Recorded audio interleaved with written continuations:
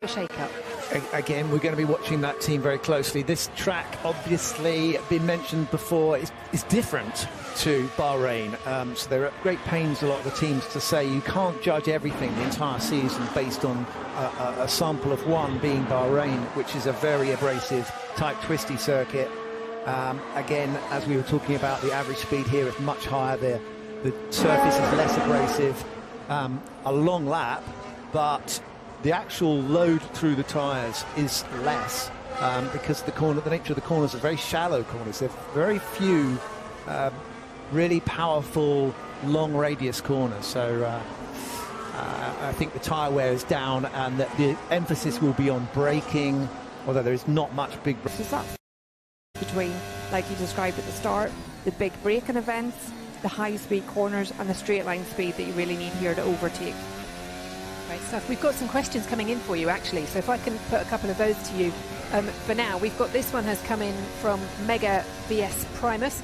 How many strategies do teams typically come up with? So I think typically you look at a lot of different strategies. You'll generally have something like a plan A to C when you've chosen, for your driving advantage here, but our tyres just went off so quickly that he's concerned that's going to be an issue for them here, even though it's a low-deck track. Yeah, I'd be very surprised if it was an issue for them here. Last year here, as you mentioned at the very start, we only ran the medium and the hard tyre in the race, and the degradation was almost negligible. And what we mean by that is, yes, sure, you are wearing a little bit of the tyre every lap, but that is not being outweighed by the reactor. Very, very consistent. So the difference that you're making to the hard tyre in particular was so they're hoping that's all sorted and fixed for this weekend. No further problems for him, because he needs to get a race under his belt. Well, he's managed to do, 11 laps already? So, yeah, no problem with the steering wheel anyway, apparently, so that's good news. But I was just looking at the Carlos Sainz for that ICE change. Leclerc, who we know is going to take the penalty for the control unit, will also change the MGUH on his car. Just to fill in the gaps a little bit, Sergio Perez, by the way, has taken a new gearbox. So I don't know if they actually had an issue. I'll try and investigate. But I don't think they had an issue that was reported after the Bahrain race. But for whatever reason, Red Bull have chosen to take a new gearbox at Perez. Great, thank you very much, Karun. It's interesting, actually, Dan, because I spoke to both drivers yesterday. We've got a lovely feature coming up with them this weekend on race day, and they were both in good spirits. But, Charles was saying, well, I've got a penalty this weekend, it's 10 places, could be more, depends what they decide else to change. But looks like it just being 10. And then Carlos as well now taking a new unit. But to not know what the issue is, or to not be confident enough to carry on running with the carry unit that Carlos had, or the IC Carlos had last race, I should say, that's a difficult situation. There's a lot of work going on there, because reliability woes caused them so many issues last year. Yeah, of course, it was also Red Bull who had reliability issues at the start of the season, and they managed to claw their Ferrari. But you'd prefer not to have mechanical failures. I don't necessarily believe it when they say they don't know what it is. I'm sure they've got a pretty good idea. They just don't want to tell everyone.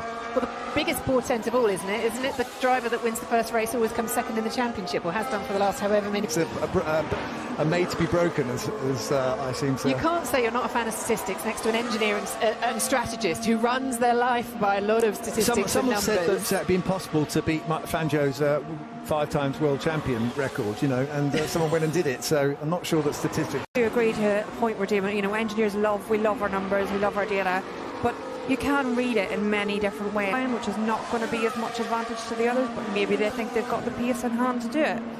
So that's going to be interesting to see how that plans out in the next session. But we're not expecting anyone to run them in the race anyway. What they want to keep for the race. I'm fascinated by how busy this session has been on track, and how all 20 are out again, because quite often when it's a race like this where the first practice session is just not reflective of the entire weekend, you can't make comparisons with qualifying or with the race, you often see it's a lot quieter. So I'm interested to why everybody has made the absolute maximum of the track time this morning or this afternoon. I think a lot of it is track improvement, the driver learning.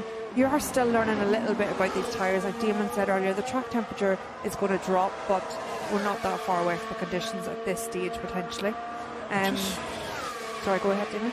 But I'm just looking at this. I'm trying to get a handle on the speeds here, so we get some idea what the wing levels and the slipperiness of the cars. We haven't seen Ferrari up there. We got looks like Albon Quickest through the speed trap in Sector 2, yeah, with a 329 kph. Which is very fast. Very fast. In a straight line, but it's you know, sometimes it's a bad thing out there. Let's see how he gets through 22 again then, and see if they've made any changes that have helped him here with the understeer he was suffering. His teammate as well, not happy with the front of the car.